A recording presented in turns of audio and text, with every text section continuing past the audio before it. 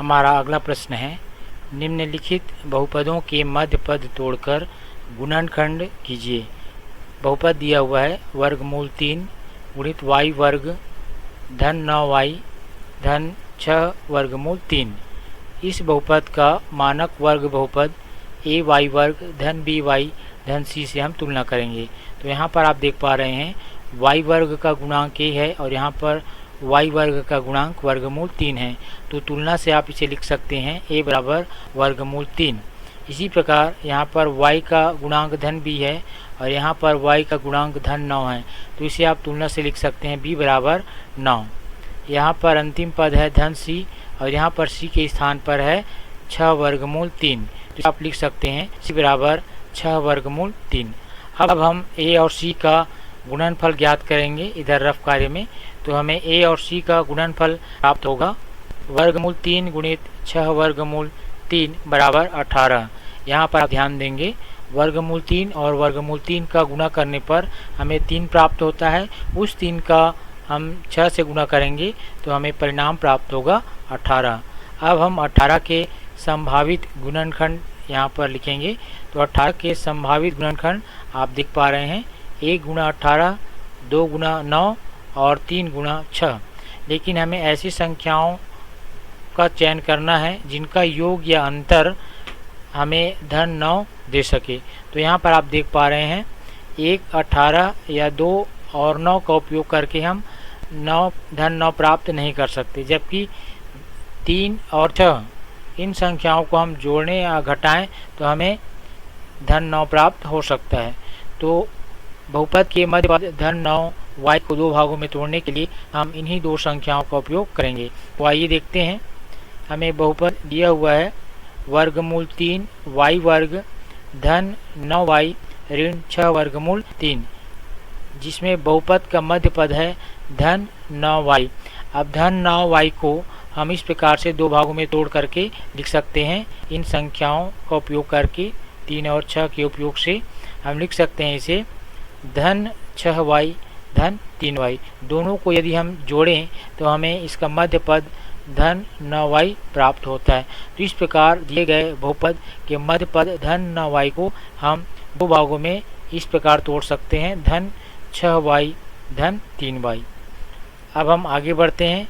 पर हमें प्रथम दो पदों में दिखाई रहा है वर्गमूल 3 y वर्ग धन 6y। इसे आगे हल करने से पहले हमें इन पदों को समझना आवश्यक है। यहाँ पर ध्यान दीजिए 6 को हम लिख सकते हैं 2 गुणा 3 और 3 को आप लिख सकते हैं वर्गमूल 3 गुणा वर्गमूल 3, क्योंकि वर्गमूल 3 और वर्गमूल 3 का गुणा करने पर यहाँ से वर्गमूल चिन्ह हट जाता है और हमें परिणाम प्राप्त होता है 3। तो इस प्रकार 6 को हम लिख सकते हैं 2 गुणित वर्गमूल 3 गुणित वर्गमूल 3। ठीक है। अब आप यहाँ पर आइए। यहाँ पर दिया हुआ है प्रश्न में वर्गमूल 3 y वर्ग धन 6y। तो चूँकि 6 को आप लिख सकते हैं 2 वर्गमूल 3 गुणित वर्गमूल 3। तो यदि हम ये दोनों पदों से वर्गमूल 3 उभयनिष्ठ ले लें और दोनों पदों से y उभयनिष्ठ ले लें, अर्थात वर्गमूल 3 y उभयनिष्ठ ले लें, तो यहाँ से वर्गमूल 3 और y उभयनिष्ठ लेने पर यहाँ पर बचेगा केवल y। अब हम यहाँ पर ध्यान दें 6 में से वर्गमूल 3 कैसे निकालें। तो यहाँ पर 6 को हम लिख सकते हैं 2 वर्गमूल 3 गुणित वर्गमूल 3। तो 6 में से अगर हम वर्गमूल 3 उभयनिष्ठ ले लें तो आपके पास बचेगा 2 वर्गमूल 3। इसीलिए आपने यहाँ पर 6 में से वर्गमूल 3 निकालकर कोष्टक के अंदर आपने यहाँ पर लिखा है 2 वर्गमूल 3। ठीक है। इसे एक बार और समझ लीजिए। 6 को हम लिख सकते हैं 2 गुणित 3 और 3 को हम लिख सकते हैं वर्गमूल 3 गुणा वर्गमूल 3, अर्थात 6 बराबर 2 गुणा वर्गमूल 3 गुणा वर्गमूल 3। अब यदि 6 में से वर्गमूल 3 हम उभयनिष्ठ ले लें तो हमारे पास बचेगा 2 वर्गमूल 3। इसलिए यहाँ पर 6 में से वर्गमूल 3 उभयनिष्ठ निकालने पर आप यहाँ पर लिखे हैं 2 वर्गमूल 3। ठीक है। अब हम आगे बढ़ते हैं। यहाँ पर अंतिम दो पद बचे हुए हैं, 3y धन 6 वर्गमूल 3। तो यहाँ पर आप देख पा रहे हैं दोनों पदों में 3 उभयनिष्ठ है, क्योंकि यहाँ पर भी 3 है और यहाँ पर जो 6 लिखा है वह दो संख्याओं के गुणनफल से प्राप्त होगा, 2 और 3 से। तो यहाँ से हम 3 उभयनिष्ठ ले सकते हैं। तो 3y धन 6 वर्गमूल 3 से हम धन 3 उभयनिष्ठ लेंगे।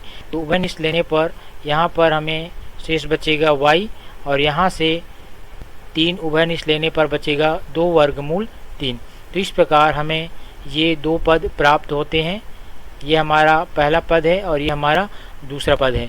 तो इन दोनों पदों में आप देख पा रहे हैं हमें y धन 2 वर्गमूल 3 दोनों पदों में दिखाई दे रहे हैं। तो इन पदों को हम पुनः उभयनिष्ठ लेंगे। उभयनिष्ठ लेने पर हमें परिणाम प्राप्त होगा कोष्टक में y धन 2 वर्गमूल 3 कोष्टक, और दोनों पदों से y धन 2 वर्गमूल 3 उभयनिष्ठ लेंगे। तो यहाँ पर बचेगा वर्गमूल 3y, इसे हमने यहाँ पर लिखा, और यहाँ पर बचेगा धन 3। तो इस प्रकार आप देख पा रहे हैं दिए गए बहुपद वर्गमूल 3 y वर्ग धन 9y ऋण 6 वर्गमूल 3 का अभिष्ट गुणनखंड हमें इस प्रकार प्राप्त होता है। तो आप इस सवाल को इस प्रकार से हल कर सकते हैं।